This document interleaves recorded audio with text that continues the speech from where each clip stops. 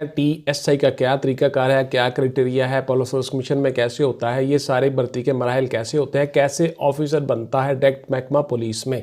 बहुत से आप लोगों ने सवाल किए, इस तरह की बहुत सी क्वीरीज की हैं आपने, मैंने सोचा इस पर एक वीडियो बनाता हूँ। तो इससे पहले कि मौजू की तरफ आए जी, मैं हूँ रज़ा बुखारी और आप देख रहे हैं Bukhari speaks YouTube channel. Viewers, मेरा ये यूट्यूब का जो चैनल है इसमें मैं ऐसी वीडियोस बनाता हूं जो सर्विस ओरिएंटेड होती हैं, जो आपके करियर में सर्विस ग्रूमिंग के लिए, आपके करियर ग्रूमिंग के लिए मैं मुख्तलिफ आपको तरीकाकार बताता हूं और आपको मुख्तलिफ डिपार्टमेंट्स में जॉब्स लेने का तरीका बताता हूं कि उसमें जॉब्स में आप कैसे रिटन का टेस्ट पास कर सकते हो, इंटरव्यू कैसे पास कर सकते हो और अपनी सर्विस का आगाज़ कैसे कर सकते हो। इस तरह से मैं आपको मुख्तलिफ डिपार्टमेंट्स में गाइडलाइन देता हूं, सर्विसेज प्रोवाइड करता हूं और ऑनलाइन क्लासेस भी मैं लेता हूं जी। आपको एकेडमी में भी तैयारी करवाता हूं, जो बच्चे मेरे पास आते हैं, और ऑनलाइन क्लासेस में भी तैयारी करवाता हूं। PCS, CSS, PMS और दीगर एग्जाम्स की तैयारी के लिए आप मुझसे रुजू करते हैं और मैं आपको गाइडलाइन देता हूं जी। Thank you very much. आते हैं मौजू की तरफ। तो देखिए, TSI का मतलब है जी ट्रेनी सब इंस्पेक्टर, यानी ऐसे सब इंस्पेक्टर जो डायरेक्ट पब्लिक सर्विस कमीशन के थ्रू भर्ती होते हैं महकमा पुलिस में, और अभी उन्होंने ट्रेनिंग मुकम्मल करके जॉब ऑनलाइन की होती है और अभी वो कंफर्म नहीं हुए होते उस रैंक में। जब ये कंफर्म हो जाते हैं फिर उनको एक नंबर मिल जाता है डिस्ट्रिक्ट्स का, जैसे कि GL 163 या जैसे कि लाहौर का L साथ लग जाता है, उसके बाद मुल्तान M, उसके बाद DG खान, DG का नंबर साथ लग जाता है, या रावलपिंडी RW, इस तरह से नंबर साथ लग जाता है डिस्ट्रिक्ट का। जब ये कंफर्म हो जाते हैं उस रैंक में, उससे पहले ये TASI या TSI होते हैं। TASI की वीडियो आप देख चुके हैं, वो मेरे चैनल पे आ चुकी है। TSI की वीडियो मैं आपके लिए पेश कर रहा हूं कि इसमें sub inspector direct public service commission के थ्रू कैसे भर्ती होते हैं। उसमें एलिजिबिलिटी क्राइटेरिया क्या है पहले वो सुन लें। इसमें जी, जब आप पब्लिक सर्विस कमीशन के एग्जाम के लिए आप फॉर्म सबमिट करते हो तो उस फॉर्म के साथ आपने एक मेडिकल सर्टिफिकेट साथ अटैच करना होता है, जो MS साहब जारी करते हैं, मेडिकल सुप्रेंट। तो उसमें डिस्ट्रिक्ट हेडक्वार्टर हॉस्पिटल के जो MS साहब होते हैं वो इसको जारी करते हैं। उसमें आपका कद, छाती, आपकी नज़र, आपकी चेस्ट, आपकी हाइट, हर चीज़ डिफाइन होती है और अपनी स्टैंप और सील और मोहर लगा के वो आपको मेडिकल देते हैं। वो मेडिकल आप उस फॉर्म के साथ सबमिट करवा देते हो, जो कि महकमा पुलिस में चला जाता है और इस तरह से आपका वो फॉर्म सबमिट हो जाता है। इस तरह से आपका एग्ज़ाम की डेट आ जाती है और फिर उसमें आपका क्राइटेरिया क्या होता है वो मैं आपको तफसील के साथ बताता हूँ जी। आपकी तालीम ग्रेजुएशन होनी चाहिए, 2nd क्लास डिग्री, और उसके साथ साथ आपका जो है वो एज 25 साल या उससे कम होनी चाहिए, या अगर ऐड में 28 साल आई हो तो आप 28 साल तक भी अप्लाई कर सकते हैं। ये वेरी करता है जी, ऐड में जितनी चीज़ें लिखी होती है उसके मुताबिक आपने उसको अप्लाई करना होता है। आज की वीडियो में मैंने आपको क्राइटेरिया बताना है कि ये कैसे भर्ती होते हैं, उसमें कैसे आप कामयाब हो सकते हो। तो उसके बाद जी आपका रिटन का एग्जाम होता है पब्लिक सर्विस कमीशन के थ्रू से। उसमें बेशक डिस्क्रिप्टिव टेस्ट भी हो और उसमें बेशक MCQs हो, मल्टीपल चॉइस क्वेश्चंस हो, कसीर इंतखाबी सवालात हो, जैसा भी तरीकाकार होगा उसके मुताबिक आपने वो एग्जाम देना होगा। तो उसमें आपके लिए जनरल नॉलेज है, उसके बाद करंट अफेयर्स है, उसके बाद आपका नेशनल अफेयर्स है as well as international affairs हैं, आपका एवरीडे साइंस है, जियोग्राफी है, उसके बाद फिर आपकी मैथमेटिक्स है, इंग्लिश है, सिनोनिम्स, और उसके साथ साथ आपकी इंग्लिश ग्रामर कंपोजिशन के साथ साथ आपकी ग्रामर कम्प्रीहेंशन, और उसके साथ साथ ट्रांसलेशन, और ये सारी की सारी चीज़ें आपको आती हैं। उसके बाद कंप्यूटर के कुछ सवाल होते हैं, कुछ ह्यूमन राइट्स के सवाल होते हैं, उसके बाद जियोग्राफी के सवाल होते हैं, और उसके साथ साथ आपके everyday science, physics, chemistry, bio, और साथ साथ में आपकी जनरल नॉलेज, पर्सनैलिटीज़, मुल्की, इंटरनेशनल, गैर मुल्की, ये काफ़ी सारी वीडियोज़ मेरी पड़ी हुई है, गौर से देख लें चैनल पर जाके।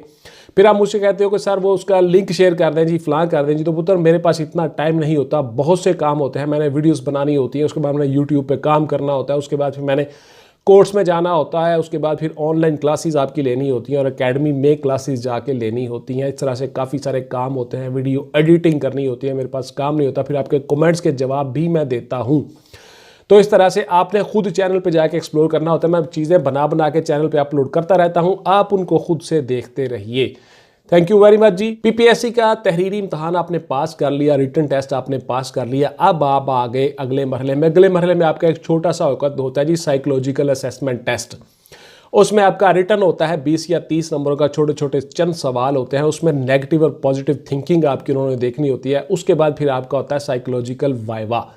छोटा सा शॉर्ट सा एक इंटरव्यू होता है जिसमें कोई खातून साइकोलॉजिस्ट आपका इंटरव्यू ले सकती है या कोई ऐसा साइकाट्रिस्ट बंदा ले सकता है, मेल या फीमेल, जो अपने काम में माहिर हो। आप में से वो देख ले कि आपका ट्रेंड, आपका रुझान कैसा है। ये बहुत ईजी होता है, एक छोटा सा टेस्ट होता है जिसमें उन्होंने आपकी पर्सनैलिटी को देखना होता है कि आप नेगेटिव थिंकिंग करते हो या पॉजिटिव थिंकिंग रखते हो। तो इस तरह से आपका ये टेस्ट हो जाता है। उसके बाद वो रिकमेंड करके आगे आपको भिजवा देते हैं। उसके बाद फिर आपका होता है वाइवा। सेम डे भी हो सकता है या उससे अगले दिन भी हो सकता है वाइवा या आपका इंटरव्यू।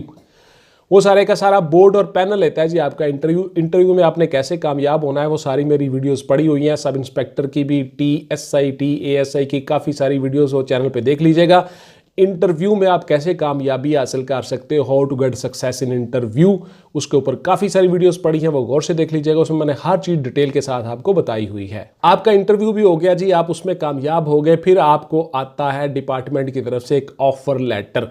पब्लिक सर्विस कमीशन जो होता है ये सारे के सारे मौजूद कैंडिडेट चुन के तो उनकी आगे सिफारिश करता है भर्ती के लिए, पर एक लेटर भेजता है महकमा को कि ये बंदे मौजूद कैंडिडेट हैं, आप इनके ऑर्डर्स कर लें। वो ऑर्डर महकमा पुलिस में चले जाते हैं। महकमा पुलिस से आपको एक ऑफर लेटर इशू हो जाता है जो आपके एड्रेस पे आता है। आपकी वेरिफिकेशन होती है through special branch, offer letter जारी किया जाता है। ऑफर लेटर आप लेके डिस्ट्रिक्ट हेडक्वार्टर पुलिस लाइन में जाते हो, वहां पे आप जाके या CPO में आप जाते हो, जहां भी आपको बुलाया हो उस लेटर पे लिखा होता है। वहां पे जाके आप अपने डॉक्यूमेंट्स सबमिट करते हो, अपने ऑफर लेटर को सिग्नेचर करके अपने वहां पे सबमिट करवा देते हो कि जी मैं एग्री हूं, मैं महकमा पुलिस में आना चाहता हूं और ये मेरी तनख्वाह वगैरह हर चीज़ उसमें दर्ज होती है, ये टर्म एंड कंडीशंस हैं। तो उसके ऊपर आप सिग्नेचर करके उनको सबमिट करवा देते हो। उसके बाद व्यूअर्स बच्चों, आपका वो ऑफर लेटर जो होता है वो रख लिया जाता है। उसके बाद फिर आपको बताया जाता है कि आपकी ये पे अलाउंस है। उसके बाद यूनिफॉर्म वगैरह हर चीज़ आपको बताई जाती है।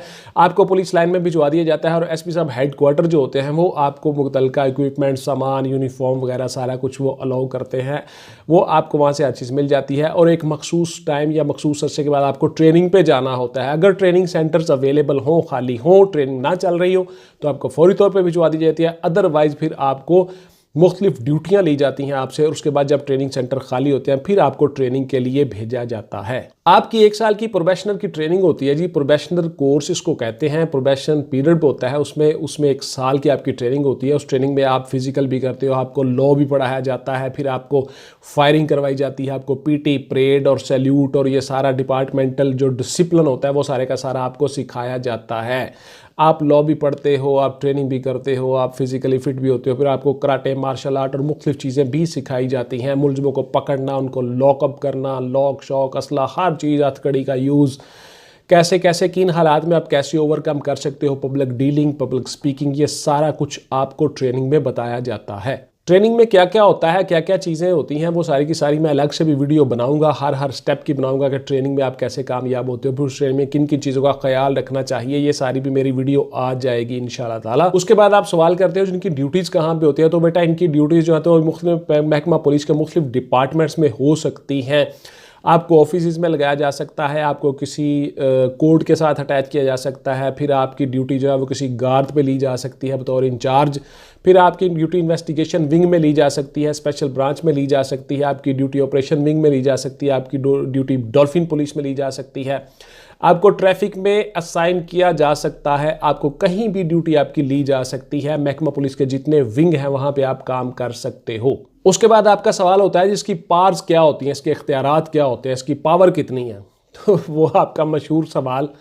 तो उसके लिए जी इसकी पावर्स जो है, इख्तियारात जो हैं वो सेम उसी तरह से है जिस तरह एक सब इंस्पेक्टर के होते हैं या एक इंस्पेक्टर के होते हैं, सारे के सारे वही इख्तियारात इसको हासिल होते हैं, उन्हीं के तहत ये काम करता है। उसी की तरह से FIRs देना, FIR की तफ्तीश करना, फिर उसके बाद एविडेंस कलेक्ट करना, फिर उन सब को ले के पुलिस फाइल तैयार करके कोर्ट्स में पेश करना और मुलजमान को सजाएं दिलवाना, ये सारा प्रोसेस सब इंस्पेक्टर करता है, TSI। जब ये कंफर्म हो जाता है फिर उसको SHO के तौर भी लगाया जा सकता है और बतौर इंचार्ज इन्वेस्टिगेशन भी लगाया जा सकता है। इन्वेस्टिगेशन विंग में भी काम कर सकते हो आप, anti vehicle lifting squad AVLS में काम कर सकते हो, AMCLS में काम कर सकते हो, कहीं भी किसी भी विंग में आपको लगाया जा सकता है, ऑफिस में भी काम कर सकते हो। उसके साथ साथ सवाल होता है जी मज़ीद आगे पढ़ सकते हैं, जी बिल्कुल पढ़ सकते हो आप, कोई रिस्ट्रिक्शन नहीं है। उसके बाद फिर सवाल होता है जी क्या हम किसी और डिपार्टमेंट में जा सकते हैं, फर्दर मूव कर सकते हैं? तो बिल्कुल आप कर सकते हो जी। डिपार्टमेंटल परमिशन सर्टिफिकेट लेके आप आगे किसी और महकमे में जा सकते हो अगर आप उस क्राइटेरिया पे पूरे आ रहे हो जो ऐड में चीज़ें दी गई हैं। आप पूछते हो जी उसकी क्या होता है, उसकी क्या, तो बेटा ऐड को गौर से पढ़ा करो। ऐड में हर चीज़ दर्ज होती है, उसी ऐड के मुताबिक आपने काम करना होता है। तो आप जा सकते हो जी, कोई रिस्ट्रिक्शन नहीं है। एनओसी भी मिल जाता है, डिपार्टमेंट परमिशन सर्टिफिकेट भी मिल जाता है, आपको परमिशन दी जाती है कि आप कहीं और किसी और महकमे में जा सकते हो, हमें कोई एतराज़ नहीं है। तो व्यूअर्स, ये थी मेरी आज की वीडियो जी, TSI के मुतल्लिक के ट्रेनिंग सब इंस्पेक्टर कैसे भर्ती होते हैं, किन किन मराहिल से गुजरते हैं। इन मरहलों में से किस किस मरहले पे आपको मजीद वीडियो चाहिए, उसकी डिटेल के साथ मैं अलग से वीडियो बना दूंगा। आप मुझे कमेंट्स में पूछ सकते हो, मुझे कमेंट्स में दे सकते हो सजेशंस वगैरह और अपनी राय कि सर ये इस तरह से आप वीडियोस को बना दे, तो मैं उसके मुताबिक भी करने की कोशिश करता हूँ।